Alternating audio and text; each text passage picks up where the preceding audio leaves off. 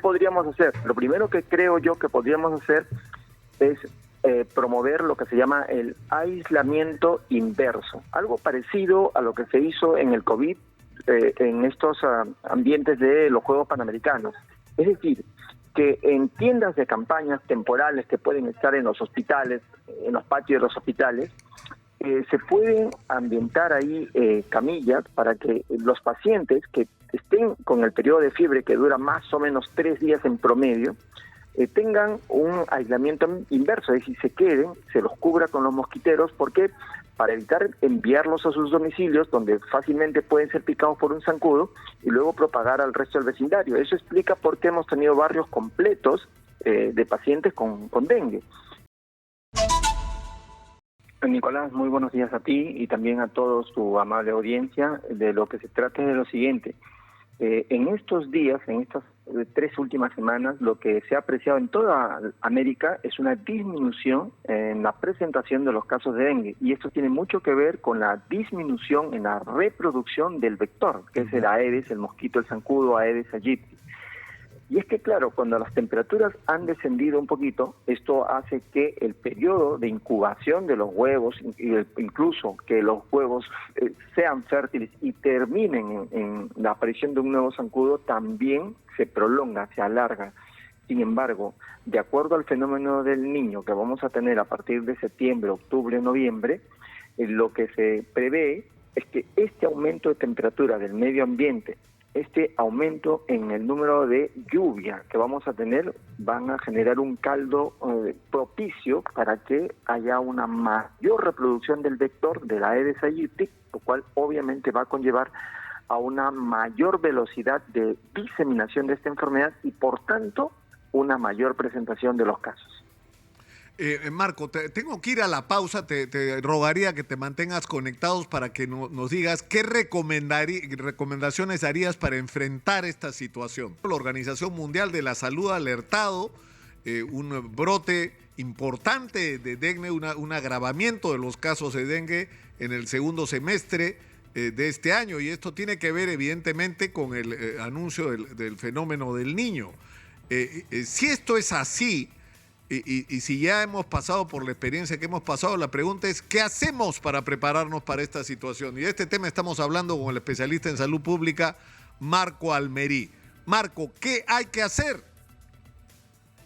Mira, yo quiero recordarle a todos los que nos escuchan, es que para que exista un contagio de dengue se necesita que exista un paciente enfermo, que además esté con fiebre, y se necesita que exista un zancudo que pique a este enfermo, y que luego vaya a picarle a todos los vecinos de las siguientes 2 cuadras. Así es como se contagia eso. Entonces, usted me pregunta, ¿qué podríamos hacer? Lo primero que creo yo que podríamos hacer es promover lo que se llama el aislamiento inverso, algo parecido a lo que se hizo en el COVID, en estos ambientes de los Juegos Panamericanos. Es decir, que en tiendas de campañas temporales que pueden estar en los hospitales, en los patios de los hospitales, se pueden ambientar ahí camillas para que los pacientes que estén con el periodo de fiebre que dura más o menos 3 días en promedio, tengan un aislamiento inverso, es decir, se queden, se los cubra con los mosquiteros, porque para evitar enviarlos a sus domicilios, donde fácilmente pueden ser picados por un zancudo y luego propagar al resto del vecindario. Eso explica por qué hemos tenido barrios completos de pacientes con dengue. Este aislamiento inverso no se ha hecho en esta primera etapa y se podría hacer para evitar que los pacientes regresen a sus domicilios a seguir dispersando esta enfermedad. Lo segundo es que nosotros necesitamos una respuesta más rápida de estas muestras de sangre que nosotros enviamos al Instituto Nacional de Salud. A la fecha nos responden con más o menos 10 días de demora. Y esto hace que en muchos casos los pacientes tengan que quedarse mucho tiempo en el hospital ocupando una cama de manera prolongada, y lo cual contribuye a colapsar los hospitales.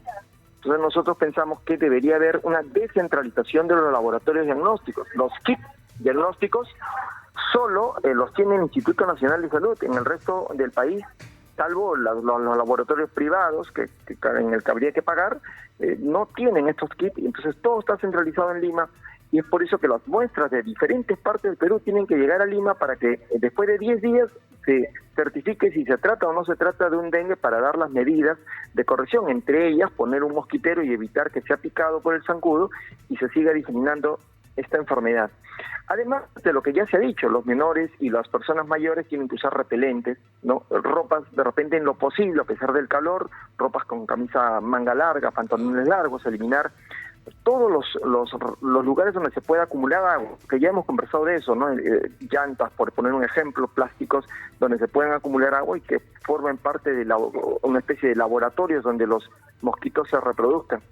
Y también tapar los recipientes de agua, sobre todo en esas zonas que no tienen agua potable y usan o almacenan el agua para su consumo.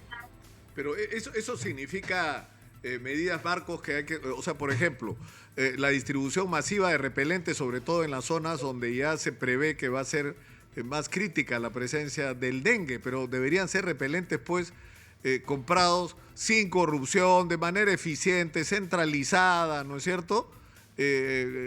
A precios que se consiguen solamente si realiza precisamente esas compras centralizadas. Pero la otra pregunta, Marco, es la vacuna. Se ha hablado de la vacuna contra el dengue. ¿Cómo está eso? Aún está todavía ya en la fase 3, la fase clínica 3, es decir, ya se está probando en humanos en Japón y los resultados son auspiciosos, de manera que seguramente en un futuro cercano vamos a tener esa vacuna, pero al momento no constituye la solución al problema, ¿no? Seguramente en el siguiente año ya podríamos de repente contar con esta vacuna, pero ahora tenemos que pensar en estas otras medidas porque nosotros estamos frente a una alerta de la Organización Mundial de Salud, solamente estamos a 3 meses de que volvamos a repetir esto que acabamos de pasar. Más de 160.000 infectados y más de 300 muertes en el Perú. Claro, o sea, no nos puede volver a pasar que cuando empiecen a generalizarse los casos de dengue, empiecen a correr desesperados a buscar qué personal contratar, cómo habilitar hospitales de campaña, ¿no es cierto?, centros de atención, el tema de la fumigación, es decir, todo lo que tendríamos que estar haciendo ahora, ¿no?